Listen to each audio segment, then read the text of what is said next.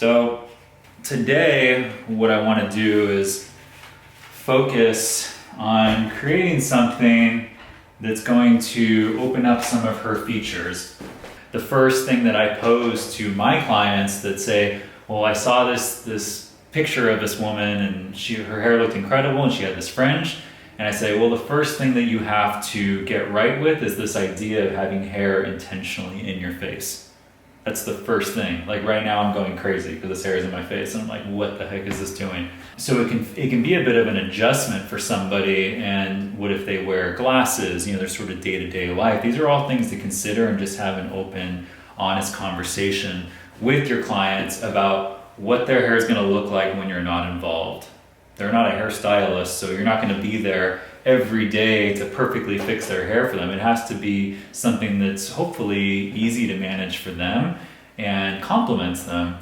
Because what you do once you start opening this up is you start opening up all the curtains and you draw all of our eyes and our attention onto everything that's happening through here. This idea that we're not cookie cutting, like every cut that I do on an individual is suited for that individual. And I really pride myself on going through the consultation process and being very thorough and adamant about giving that level of service to each person. That way I'm not picking just from 3 standard haircuts. Okay, you're gonna get the A haircut, you're gonna get the B haircut, you're gonna get the C haircut.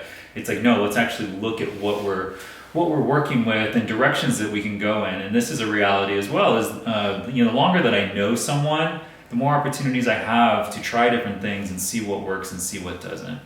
Suitability comes with time in terms of your perception of suitability and how you judge lengths and what you actually consider is going to what's going to look good on someone. A lot of times when I'm considering putting this fringe section in, what I have to consider is that your hair that's situated around your hairline, it's different. It's typically more fine, it's more jumpy, it's not quite as dense as what happens through here. And this can be a pitfall for a lot of people that are doing like dry cutting, exclusively dry cutting. It's like, okay, so I put this hair down and I cut it right to this spot.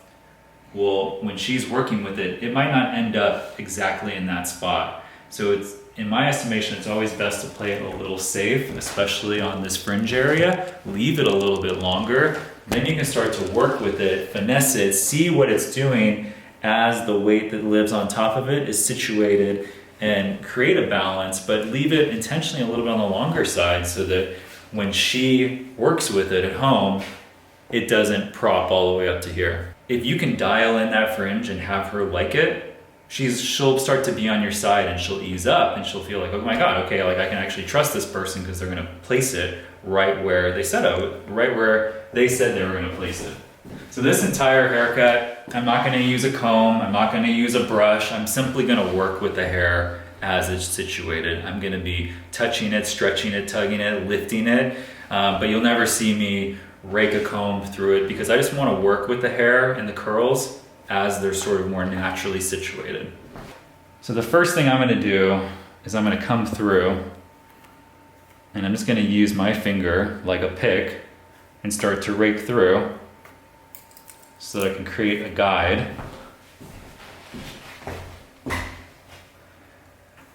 And I'm not overly concerned about making a perfect section. When we think of perfect, like a perfect precise line through there. I literally want to see enough hair situated that's naturally grouping together in a relatively organized manner. Because curly hair, it is irregular. You don't need to try to stuff it into a box and try and make it something that it's not.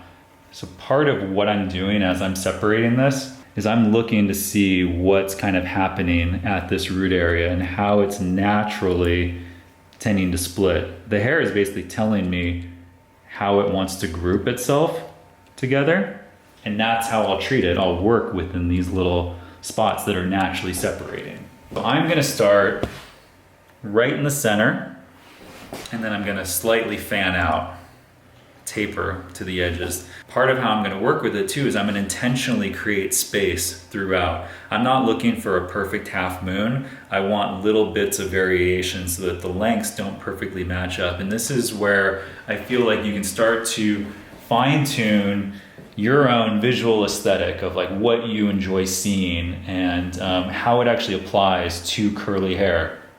So I picked up this first section, and considering what I was mentioning earlier about how different the hair around the hairline can be, if I stretch this and hold it really tightly and cut it, I can imagine an immediate reaction.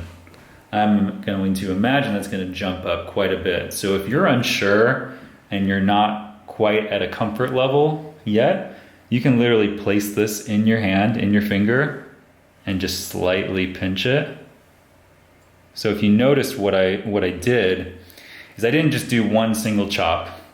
I started to open and close my blade, and that's what actually created some of these differences, because I was manipulating the hair by actually pinching it and holding it. If I had just placed it right there and done that, these lengths may have been closer to what's happening right there. I think what you have to recognize is that the moment you become involved and you start touching things, you're affecting it. You're manipulating it. Something is quite a bit different as opposed to literally just doing that. But this becomes a safety issue as well, as far as opening and closing a blade so closely to her eyes. So this can give you a little more control in terms of how you're handling the hair, and you're actually moving away from their vital eyes. What's fun about this to me is that you're sort of personalizing it from the very beginning. You're detailing it for an individual. So I am constantly using my mirror to take a second look at what's happening and see whether I like what's happening, and also looking at her body language and seeing if she's on board with it.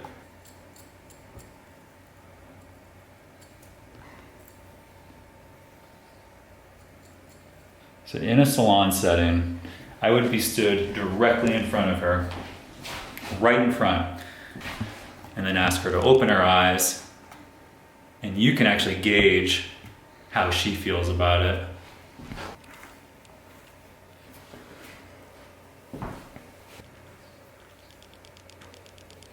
So now that I can clearly see what's hanging over compared to what I previously cut, I can make the determination of whether I want to simply just join that onto the line and keep it very heavy, or whether I want to encourage more expansion, more of a lift through here. I opt for a bit more lift and variation, because I think, considering how dense her hair is and the texture with the curls being as tightly wound as they are, if all the curls are simply falling on the same line, they're going to bunch together and it's not going to look very good for her. As it becomes quite simple, actually. I can literally lift this up, see where that's falling in relation, have a pretty good sense of where I could potentially cut it, and I can lift it up.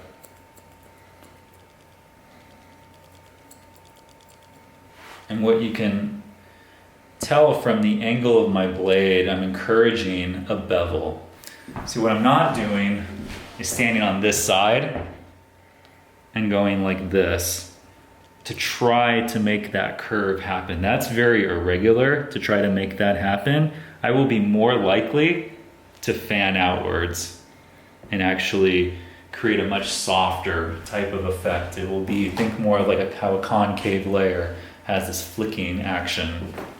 I want to encourage more of a fuller foundation to this fringe.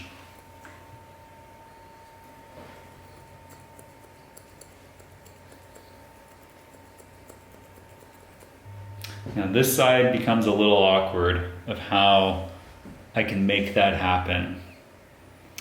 So what I have to consider is, if I'm going to do this, I might need to stand on this side and walk with it like this. But what this does is it puts my body in a position where I'm stood away from it. So my tendency will be that I'll actually leave that side a bit longer. And this is where body kinetics really play such a huge part of what we do and what I know I can expect by staying on this side, because since I'm not stood directly in front of it and I'm trying to do this, I'll be more likely to pull more towards myself and leave it longer. But I can also alternatively stand a little more directly in front of it so that I can keep this motion, which is much more natural than this to me. So this last section gonna be at the apex, the highest point, what you would consider, what would intentionally fall forward on a fringe. Something that you'll notice is as you're progressing through your haircut in this dry state, is that the hair will start to expand more and more and more because you're breaking up the cast and all the little bits of definition. You're getting a little more of a truer sense of the nature. And I think brushed out curls can look really cool, actually.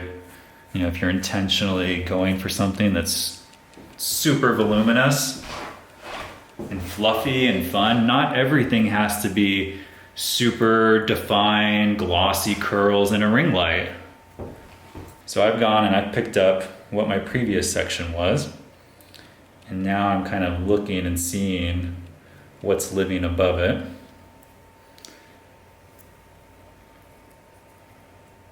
So I can see if I start to tap that away, I have a pretty good reference point, guide you could say. But I'm not overly concerned about making every piece perfectly tie together. I'm coming at it with an idea of precision in mind, you know, going back to my roots and having there be an intent for everything.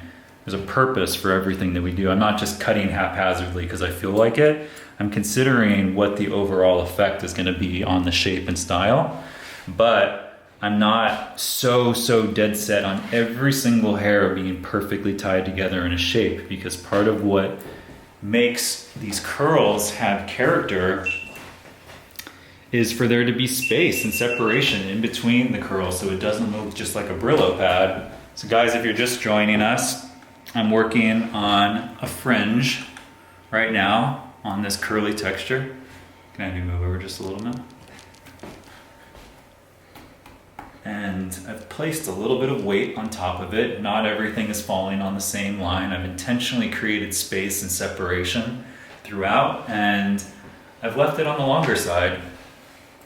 I have a fair amount of product in it right now that's contributing to the weight that's pulling down on these curls. But if she, at home, is not using quite as much product in her hair, she can definitely anticipate that this is going to live quite a bit higher.